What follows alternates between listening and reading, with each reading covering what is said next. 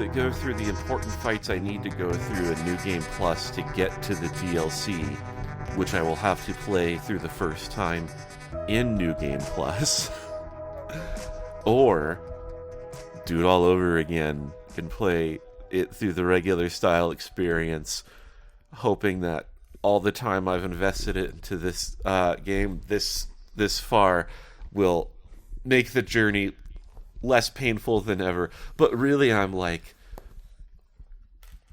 I can just let that $40 go in the trash can, right? That's fine too. I mean, like, I would consider that the healthy option in this case. Right? Like, that's... Well, anyway, because I'm really whining about my dedication to a thing I supposedly enjoy. You're probably listening to an episode of The Big Bang Theory. Hi, I'm Nick. And I'm Kyle. And this is a podcast where technically we talk about a television show called The Big Bang Theory, but usually we talk about other stuff. And I'm not going to belabor it because it isn't worth going on any longer about.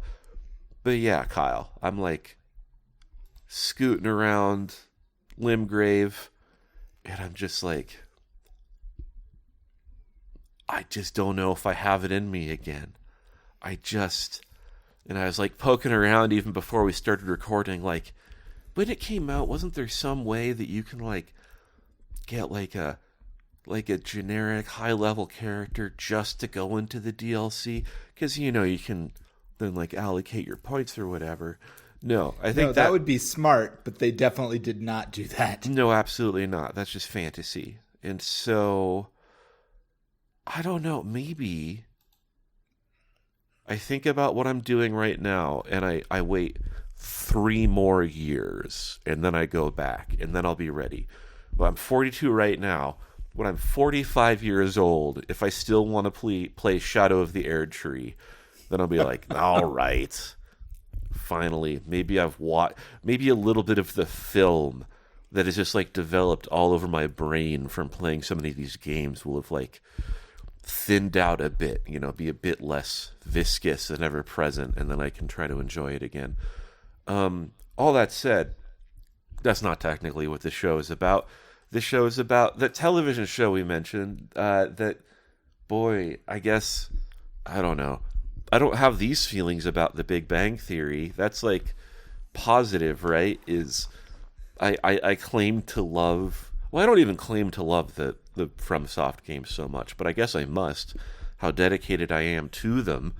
And then this endeavor we have, this is just a thing we do. This is unpaid, unnecessary, for no one labor that we just do for the sake of it. This is we do it for we do it for each other. Okay, that's true.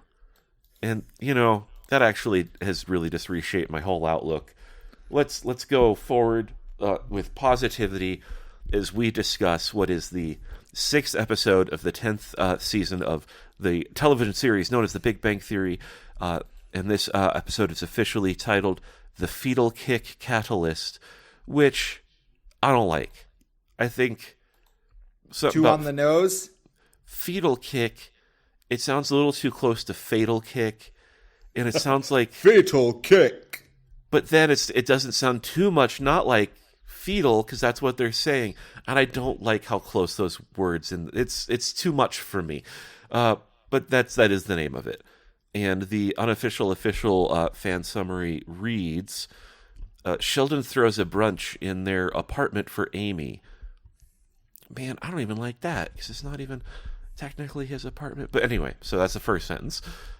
Howard feels their baby kick. Who did this? Penny is a guest at a comic book convention. I mean, all of it's true. That just feels like... It's AI taking over everyone's jobs. The computer wrote this one. I mean, the thing, like, that would be a better explanation. Except, I know that all of this was made with love. And I guess this just proves that sometimes love isn't enough, right? Like, AI shouldn't take away what little we have, but what little we have is often far from what we need. Okay, no, my regular demeanor is returned. Never mind the love we share for each other. So just did not last long enough. No, because then I started talking about this stupid show. I read the fan wiki summary and immediately was like, you know what? I don't think the light is. I don't think we're waiting for it to shine bright. I think the last glimmers are fading. Much like the light in these goddamn Souls games, I tell you.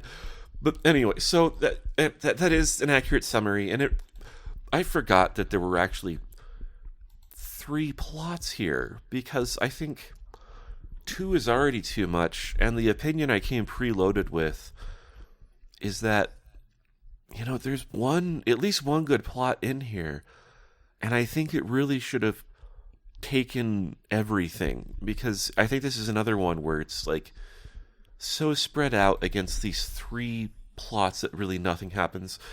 And so, to go like slightly deeper, the plot I like and think should have been expanded on is Penny and Leonard going to this comic book convention, because it's been a while since it's come up, and it's been a long while since officially come up. Penny's appearances in the films of the Serial Apist franchise, which is just already a hilariously horrid title. And I thought, and I feel like maybe the last time we talked about it, it seemed like they'd always talk about like these acting work she's done and movies she'd been in, but they were not naming the titles. And I was like, yeah, you can't keep saying Serial Apist, can you? But no, it's all over it, and the posters are here. But the whole idea with this plot line, which in this wiki is the C plot, but I'm calling it the A plot, baby, is Penny gets invited to appear at Comic-Con, or some sort of not giant comic con, but like a regular old nerdy convention. And she is a bit torn because even Leonard can't help kind of get the mixed feelings out of the way of like, oh no, it's a really sad nerdy thing to do, but it's not pathetically nerdy. Like, this is the thing I love. And so they have good intentions, they get their table, and they have like photos ready to autograph. But then as nerds start to come up one by one to say hi to Penny, it's the immediate flattery of like, oh my god, you know my work. And then each of the nerds is like, oh, and you are the worst actress. I can't tell if you were trying to be that bad, or was that like a bit you were doing, or are you just really that bad? And then the other nerds that come by are like, which I feel like, okay, now that one feels real. The first one, I was like, I don't know if that's really I feel like the kind of people who go to these things, they're generally in on the joke. And they might not have like a lot of empathy for these people, but they're not like, if they're going to insult them to their face, it's going to be in a much more utterly weird or direct way than that. But hey, here's a screenshot I took of my favorite scene in the movie. It's the one where you're topless. That actually feels right. That feels like I could absolutely see that happening. Yeah, well, and this is something that they don't really focus on, which I don't think that this necessarily should have been the focus either, but something they could have taken another moment to deal with is, like the idea that she showed her boobies in these movies, no big deal, that's fun. But then you have to stop and be like, oh, and these are the kinds of people who've been looking at my boobies and are excited to meet me so they can show them back to me, and that is what they appreciate more about me than anything about my performance or who I am. But fuck it, if I can get, $10 out of it and some autographs and publicity. Such is the reality of being your, mid to low level budget actor. And so, and I also agree with you about the guy being so insulting, because I think at first, and I think it was the first guy in particular, he starts with, oh, it's such a terrible movie. And I'm like, well, we can all have fun and recognize that the movie was bad, but we like the people in it. But then when he follows up with, oh, and you were awful, and I just can't tell, that's when it's like, oh, yeah, this guy's a murderer. And they all had that vibe, intentionally or not. These nerds even made me feel, well, I guess I don't like cons either, because I don't like these kinds of nerds. But And then it kind of ends up with somehow Leonard ends up standing up for Penny against one of the nerds. It becomes clear that at first through disbelief, but apparently they accept that Leonard is in fact married to Penny, and then they have like a little campfire around him all of a sudden, a little group of nerds about like, how did you get this, babe? We can't believe it. It worked. Oh my god. I think, oh, that's actually pretty cute. Yeah, and, that was funny. Yeah, and if that were the focus, I think there's a lot to work with there. And such as it is, I think there could have been more jokes in it, but honestly, I think that plot overall, okay. And I think it's these other, like, just parasitic embryos sucking the life away from the one viable plot here that fuck it all up. Which is a B plot, which I don't think is terrible. It's just, again, I think it doesn't get enough room to breathe either. Sheldon and Amy are still living on their own or whatever, or, you know, in Penny's apartment. And they're going to have a brunch because Amy wants to start having people over. Sheldon at first thinks that's preposterous, but then is like, hey, you know what? Let's do a test run. And so they invite a few people. Well, Sheldon invites. It's a surprise to Amy, which she loves. Hooray. And it's a surprise to her. But he invites over Stuart, some lady from the building who is learning English, apparently just through popular TV. Now, see, again, it wasn't that I actually hated that bit, although, you know, they overplay it, I think. But it just feels like a bit from a different, like, not just a different show, but like a different era of television.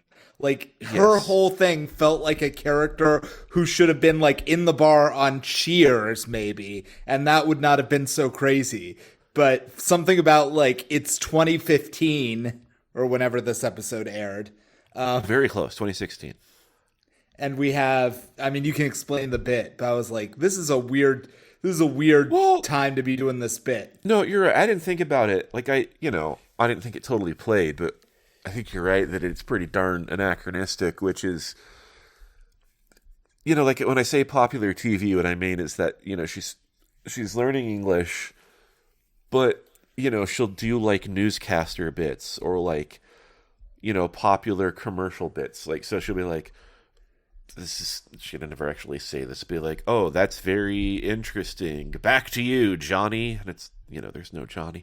But you're right. It's like, that's something that, so I have a theory about this just off the top of my head, is that, yeah, that belongs in the 90s or the 80s when people just watched regular schmigular TV all the time, and you saw the news and you saw the weather people and you all had like access to that same language, and everything we were watching wasn't, you know, for a while they were becoming just completely separate and niche, and now it's like all congealed back into one glob of nonsense. But yeah, it doesn't make sense. But then I also wonder if that's an age gap thing where if the people writing it are a generation up, maybe that is more familiar to them still. But that's me like trying to figure out just a bad joke, I guess. Yeah, I think it's kind of funny, but it is out of place. But anyway, the whole thing ends up being is that Sheldon invited these people just basically because they were the people available. And they're like, oh yeah, we're going to test you out on the guys that, you know, we kind of like. And then we'll have a real deal with our good friends. And he never says that out loud. But Stuart absolutely starts picking up on it, gets upset about it, stands up and says, hey, don't do that. And that kind of just fixes it. I don't think Sheldon like straight up apologizes, but it's just kind of like, I think maybe he's like, hey, it's just all of a sudden, for no inexplicable reason, he suddenly manifests a great deal of empathy that that literally was not present like 30 seconds earlier. He's just like, oh yeah, I do know what it's like to like, oh yeah, to be be the the one on per- the outside. yeah, and I just, now that that's what you're going through, I'm sorry, buddy. Here, let me tell you all the things I like about you. I was like, where's any of this coming from? Yeah, well, and I wonder if they did that in a different order, because the way that plot, ends up wrapping up is they have exactly what you just described, and then later they cut back to they were all having mimosas, and then it's just Sheldon and Stuart left at the brunch. Amy's cleaning up and pretty annoyed that Sheldon and Stuart are now smashed, being just like slurred, lovey-dovey best friends on mimosas. If they'd started that and started getting to that point when the feelings had come out, that might explain Sheldon, opening up and getting emotional. But no, it doesn't make sense in the moment, and it's fine. And it's even weird for Stuart. I don't know. For Stuart to have a serious, like, why don't you guys really like me moment or something like that. It's like, I get that that's the whole joke, but I was happy making fun of you too, man. Like, I don't want to confront this idea. Like, this. Know your place, Stuart. It's like, oh yeah, no, people don't like you. They never have. That's always been part of the bit. Yeah. Or I guess not like you, but have treated you exactly like you're treated in this episode, which is like as a disposable extra character. Well, I guess in that sense, it's kind of meta, right? Because it's like, it's literally like there are three characters, one of which we've never seen before, and the other two are like it's basically escalating levels of guest, where it's like the person who has had zero appearances, the person who has 2 prior appearances, and the person who has had like intermittent appearances throughout the show but is still not a series regular. Yeah, the person who now, a decade later, is going to get his own spin-off with Lauren Lapkus. But that will last exactly 1 season. Yeah, I hope it's better than that. I have no faith in it, but... Oh, no, you're just behind. I think it's already been canceled. Oh, well, good for them. They gave it the old college try. But anyway, so yeah, that happens. It's fine, whatever. And then C-plot, I don't really want to waste any time on, because it's... it opens with Howard and Bernadette in bed, and Howard, with his hands wrapped around Bernadette, feels the baby kick. And I'd figured that had to have happened plenty of times at this point, but I guess no, this is the first time he feels it. And it kind of like throws him, well, it doesn't kind of, like, that's the whole plot, is it like throws him into a panic of like, oh, this is real, it's coming, oh my god, like this doesn't just been like me having to deal with awkward sexual positions, it's like she's actually got a baby in there. But then there's not much more to it than that, other than like, it starts to get somewhere too where I don't think this would be worth fleshing out, but if you were to focus more on it, it's really about like Wolowitz and Raj go off and get all this baby stuff, which is, kind of thoughtful, but Bernadette is like, y'all went and did like all of this without me? Like, thanks for the help, but you bought a crib and a minivan without even asking me? And I'm like, yeah, girl, that's the kind of financial abuse you're going to look back on and be like, what was my life when I was with him? But for now, you know what? You're shacked up. You got that baby. You're going to need a lot of time to think, Bernadette. And that doesn't resolve either. It's just what happens is like, while they're showing off the car to Bernadette, like Raj and Wolowitz, that is, Wolowitz, I guess they're actually trying to get the crib out. He immediately hurts his back, and it's the last shot of them is they're in the car, the 3 of them, Bernadette driving. Wolowitz is like, oh god, I can't believe it, and Bernadette is like, a mom who has been through and back already is like, you just got to learn how to stop crying at this point. All right, I've taken you to the doctor for this so many times, and it's just... nothing about their relationship is fun or good. It's just... So, this was 2/3 of a theoretically good episode, 1/3 of a bad episode, and overall, I think, just not good. But, Kyle, how do you have any thoughts, feelings? Yeah, I feel like more and more this is the failure mode of the Big Bang Theory, which is that it used to be like these characters are too unlikable to sustain an episode. And that was, its own problem that the show had. And now we're in this other place where they're trying to pretend that it's almost like, one of those paradigm shifts that you get in like The Simpsons, but in reverse, where like the characters started out like cartoonish and now they're slowly trying to pretend that these characters like can sustain meaningful, dramatic or sincere arcs, and it just keeps getting more and more like weird and uncomfortable.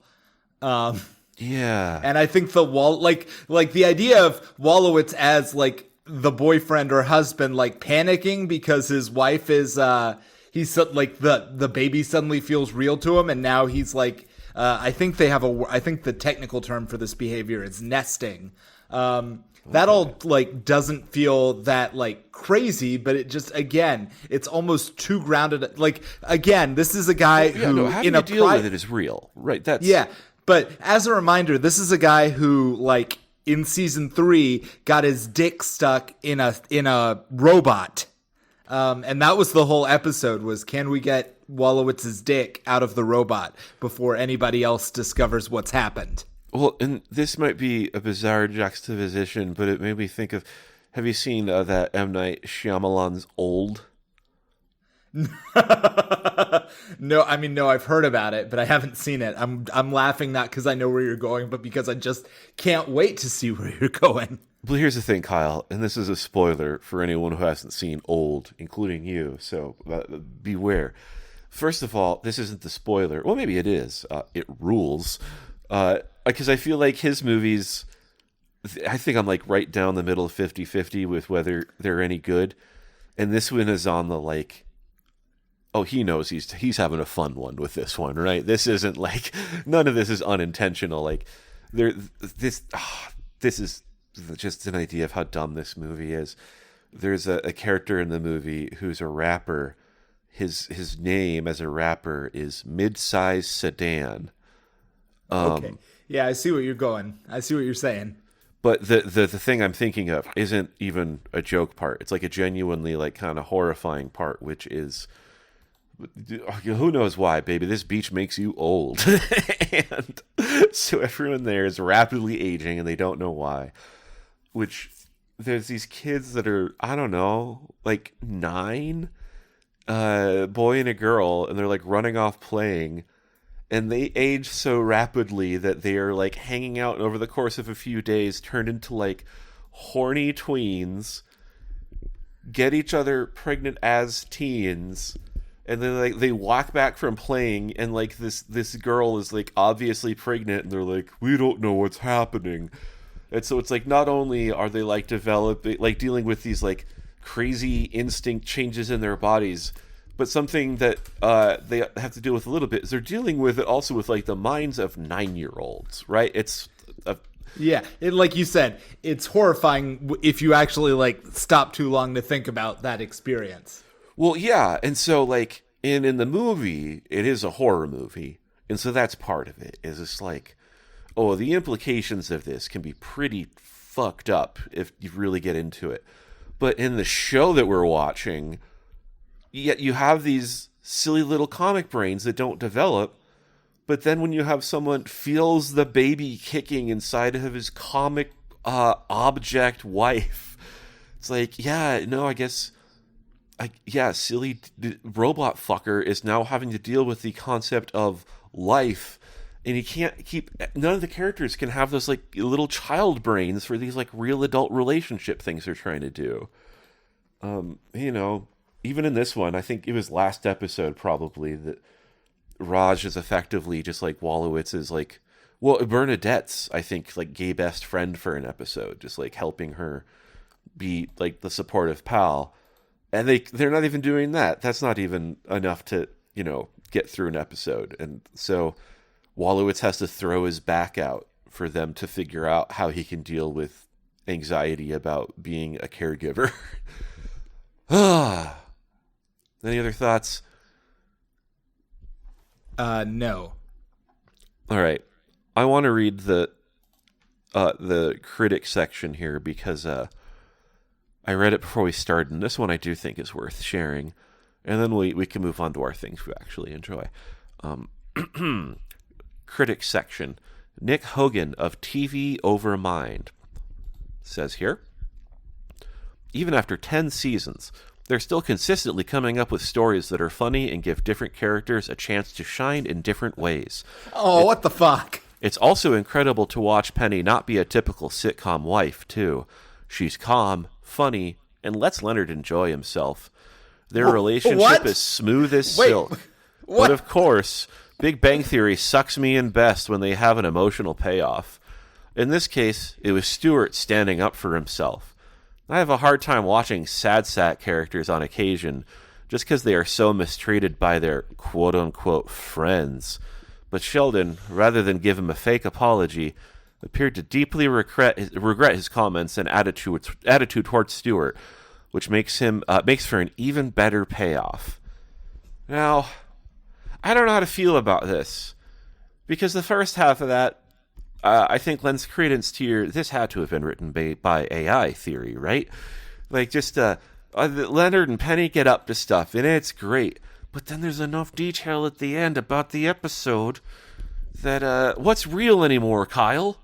I don't know, but I know that if I ever describe a fictional relationship as smooth as silk, I'm going to kill myself. Yeah, that's a weird one. I don't know what's up. Like, there was something, it's like... I just had this weird thought listening is like, boy, Penny's not a bitch in this episode. Not like my wife, who is a bitch. I wish I was married to Penny. Smooth as silk. Oh my goodness. I mean, I didn't go that far. I just keep thinking about like bare ass. That's where I'm thinking about silky smooth. But I guess the relationship too is, moving on. We should talk about things we actually enjoy. One of which is pimping our Patreon at patreon.com/TBBTT, which is the initials of the show you're listening to, The Big Bang Theory, patreon.com/TBBTT. But to just get right the hell on with it, Kyle, do you have a thing that you want to share first, or shall I start? I do. I saw a great movie for Valentine's Day, and I want to share it. And that movie was called Send Help. Okay. I know a bit about this, and so I'm not even going to ask any questions, but please do describe and explain. It's just, I mean, so I will say, I kind of wish, it goes hard. I wish it had gone even a little harder. Like, it is a very, for all of its, like, it's pretty gory in places, but it still feels very, like, PG-13, which is weird considering who made it. So, I don't know if you know this part, but Send Help is, like, the newest Sam Raimi movie. Yes. So that's interesting. Sam Raimi, who created The Evil Dead and Spider-Man. So, you know, a monster of a filmmaker. Maybe a little, over the hill now, but... yeah, I think the last big one of his I remember anyway was Drag Me to Hell, and I don't know what he's done since then. Well, he made Doctor Strange 2. That was actually him, which does have some real interesting moments in it. Like, for instance, it has the moment when the Scarlet Witch, like, basically murders all the Avengers with her mind, fucking, Twilight Zone style. And then there's also a great scene in it where Doctor Strange has to pilot his own zombified corpse in order to, like, save the day. So glimpses of greatness, but overall kind of a boring movie. But, Marvel, right? It's only so much you can do, or allowed to do, I guess is what I meant there. So this is his newest movie. And you still see glimpses. So the premise... by itself is kind of great and fun. So the idea is, there's this girl, they never say she's on the spectrum, but she's definitely like on the spectrum. She's super like, I mean, it's weird because she's played by Rachel McAdams, and they, spend so much time in like the first 20 minutes of the movie trying to make her look like, Uggo. And I don't mean that like, in like a judgmental way. I mean, they're clearly like, they want you to be like, oh, this is a person who, if I sat next to them, would smell bad and it would make me uncomfortable, which is, you know, maybe going farther than they needed to go, because it's enough that they're trying to be like, yeah, she's not like, you know, socially adroit enough to maneuver the situation that she's in. And if a hot person smells bad, you're going to find a real good reason for them to smell bad.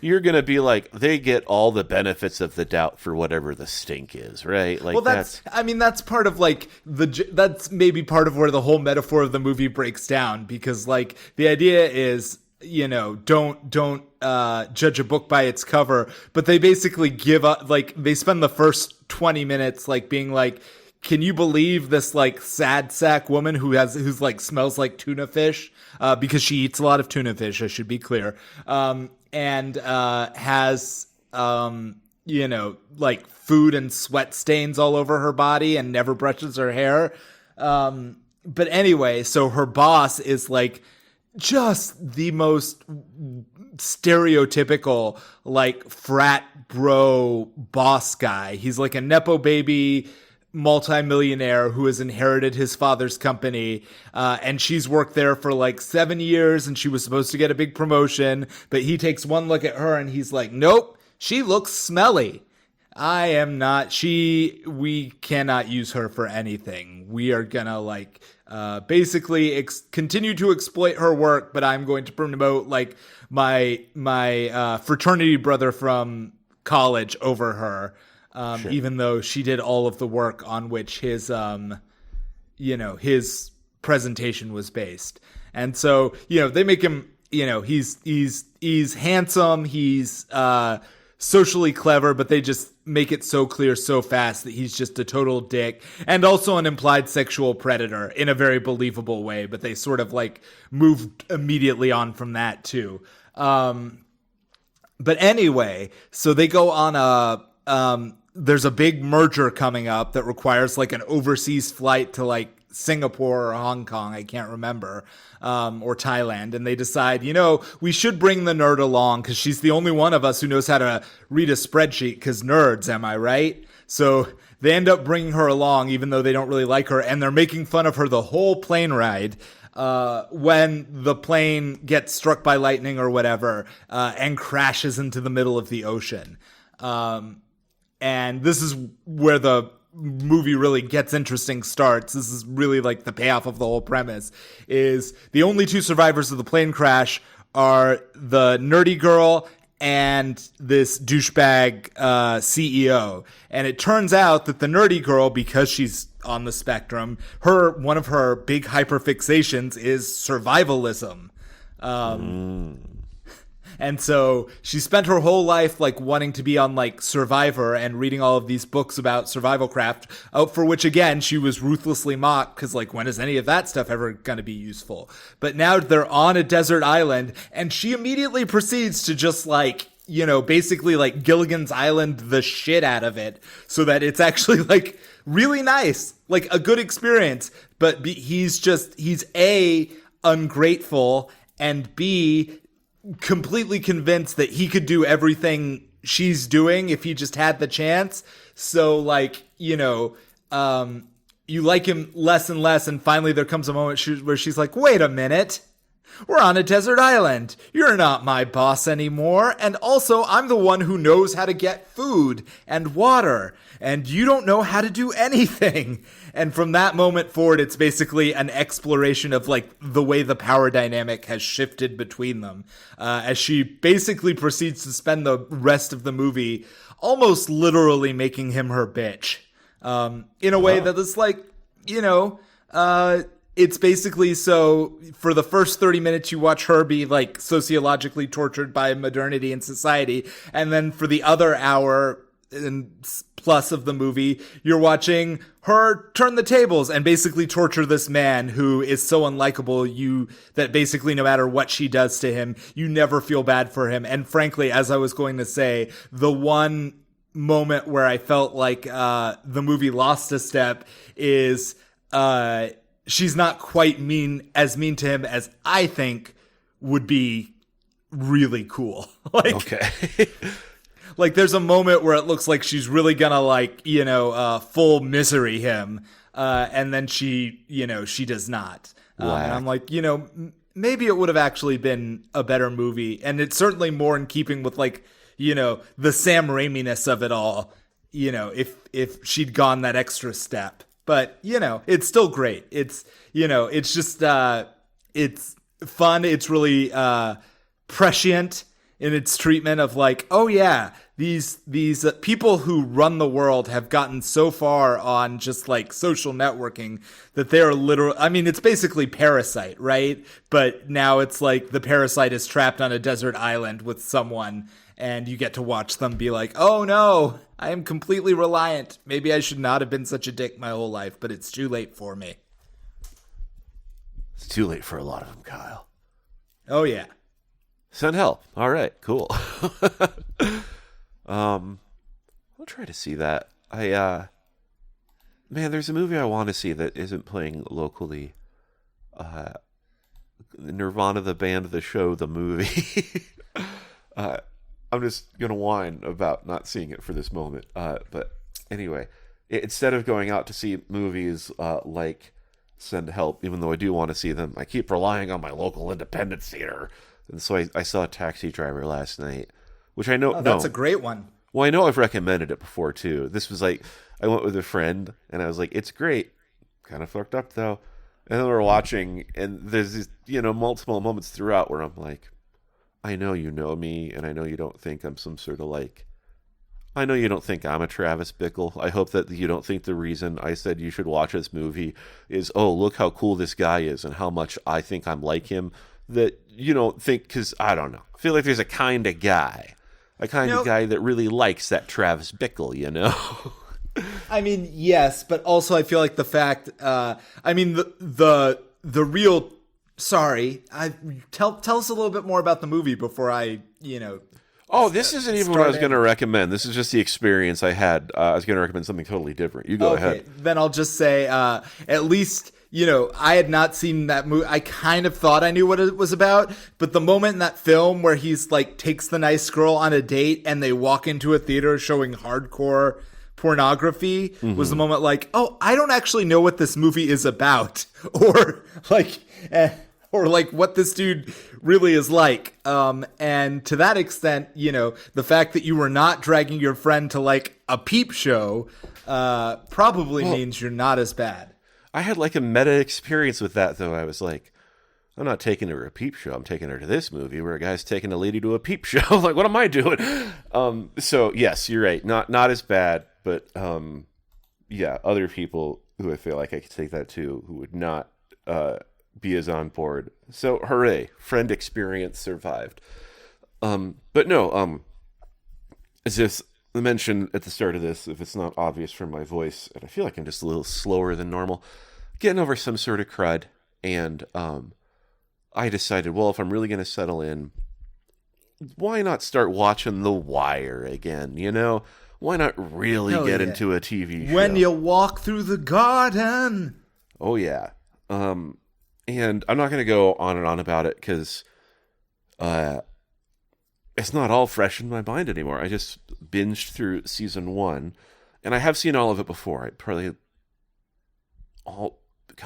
15 years ago.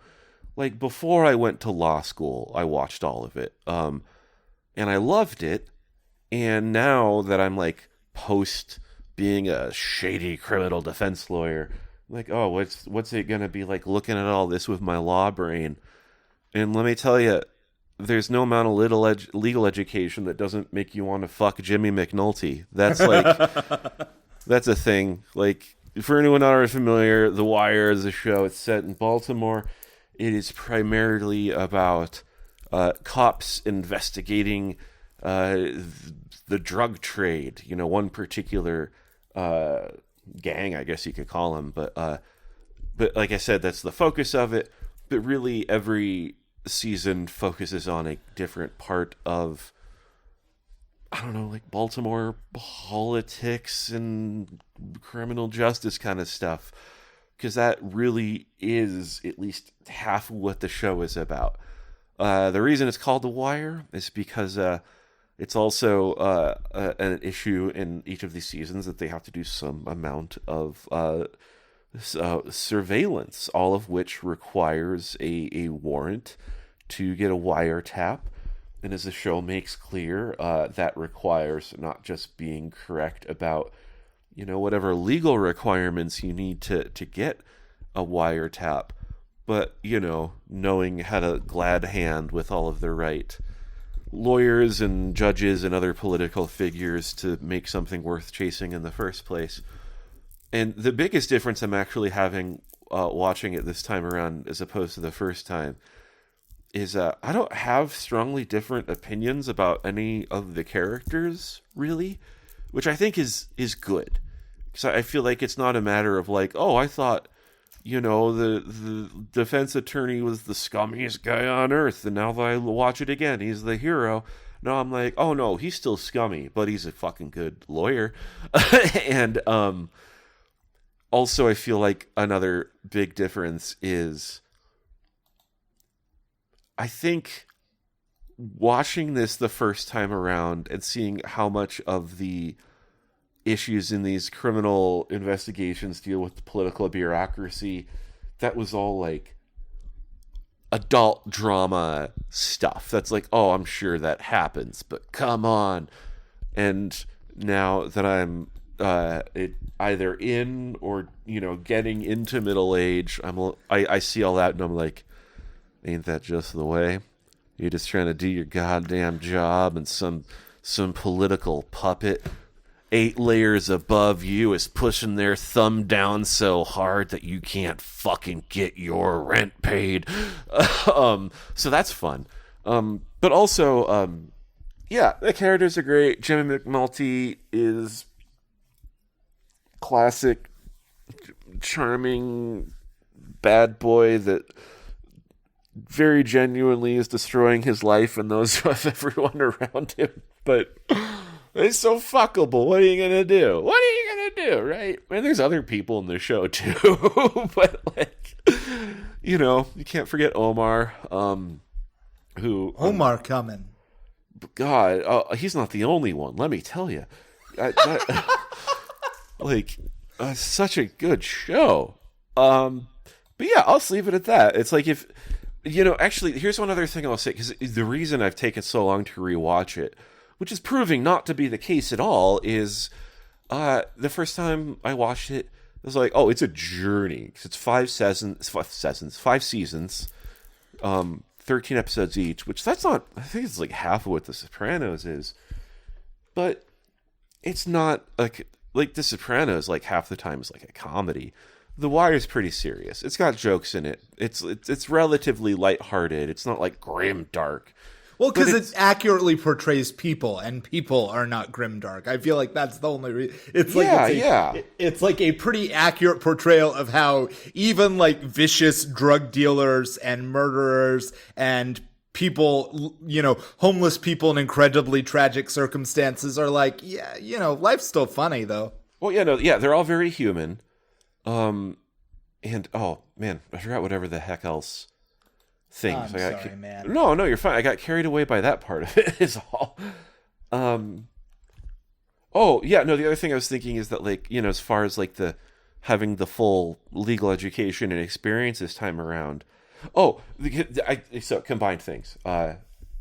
Helpful distraction is the fact that, when you say they're just written as humans, that's where I'm like, I don't see any of these characters as different before, because it's like, they're written so well. It's like my perspective and my experience hasn't, like, none of these characters that I saw before are like paper thin now or like unrealistic. And then also just, as far as like the humanity of it goes, it's like, I as anti-cop as I am, like it focuses on cops that are trying to be the good ones. And to the extent that's propaganda, like it is, but at the same time, it's like both that they're trying to be the good guys and that even in that regard, they still have to do shitty things to do the right thing. There are things, even in the first season I'm watching, where I'm like, oh yeah, that was illegal. You guys fudged that. And I can see why, but it's just one of those things where, and, it builds through the show, and it's an interesting thing whenever it comes up is, how much corruption is okay before you are, like, corrupt. And yeah, I don't know. Good show. Just love it. Watch it. Oh, I was going to say it's glacially slow. That's the thing I was forgetting. It's not. Like, it felt that way. And it's because it is so procedural. And I was like, oh man, how many, like, office room conversations am I going to have to go through again? But now I'm like, oh no, those are tense office room conversations. Those are, like, people who are, like, really trying to, like, I think maybe overall it's better with, like, from an adult perspective, it has to deal with administrative bullshit. It's so much more satisfying on that level. Maybe that's why it doesn't feel as slow now. Yeah, The Wire. It's on HBO, I stole it before. You can do it that way too. Yeah.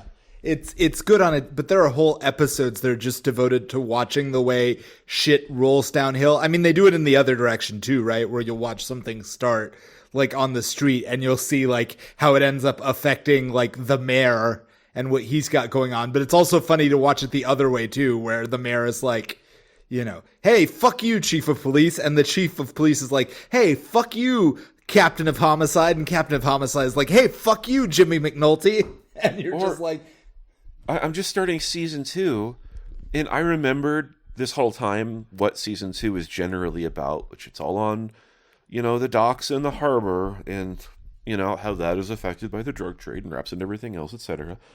What I didn't remember was that the whole reason an investigation starts is because 2 Polish guys have beef. That's it. Yeah, it's the cop wants to contribute the better stained glass window than the stevedore guy, and so he's like, oh, why is this fucking guy that works in the harbor have so much money that he can outshine my stained glass window? I guess I'd better set up a team to go find dirt on the guy. Whoops, it's part of a gigantic criminal conspiracy. What do you know? It's just... And it's, like, ridiculous, but it's like, that's how those things happen, right? It's just that if you fall into real important things while people are just, like, playing out their petty vengeances, it's... The light is fading, Kyle.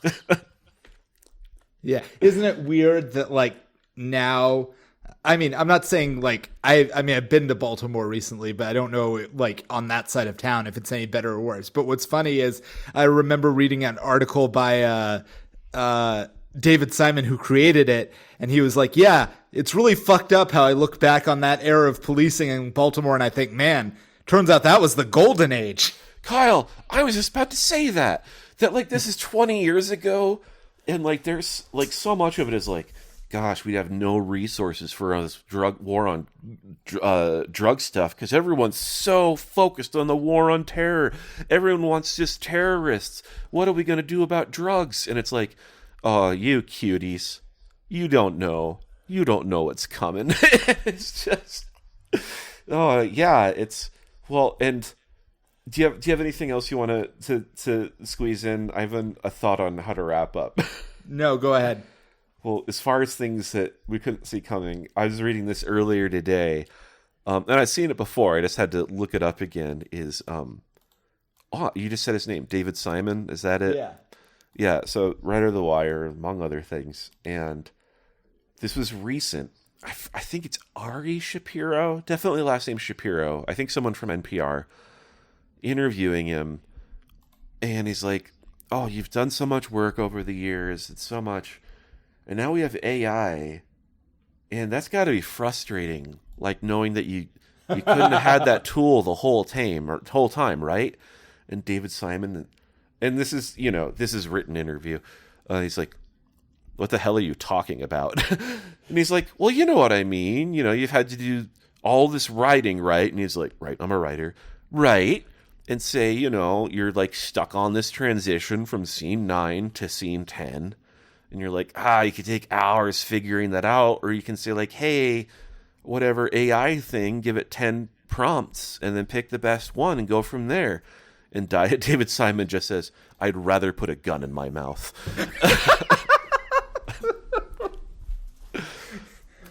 So that should be the title of the episode, and we'll make people listen to the whole thing before they realize where we're going with that. Kyle, you nailed it. That's how we're wrapping it. Thanks for this. Wrapping on episode number. Oh, I can't figure it out on the spot. It's taking me too long. Oh, but I've gone and riffed long enough now, and then I can't figure out what number it is anyway. Season 10, episode 6. I'd rather put a gun in my mouth.